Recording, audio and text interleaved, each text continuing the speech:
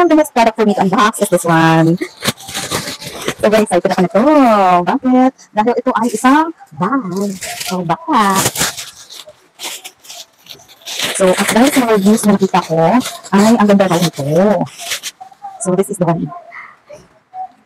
So ito yung kinuha ko kasi ito daw yung best seller na kulay nila. At oo nga naman. So ang ganda naman pala ng quality talaga. So yung tela niya, my gosh. So may dalawang pocket, may dalawang zipper na. So ang zipper, wow. Look at. So spacious naman pala inside. So may pocket dito. So yan, hindi ka nasira yung zipper. So yung dalawang bahid na nabuksan. So yan. So goods na goods talaga ang quality ng bag na ito. Pero at yung zipper na hindi pa talaga nabubuksan. At meron din dito. So may zipper din dito.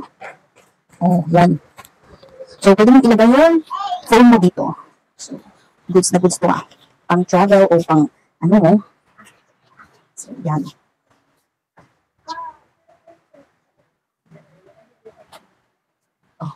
So, kung nagustuhan nyo, nasa yellow basket lang yan. Wow! So, hindi ka talaga magsisisi sa quality nito.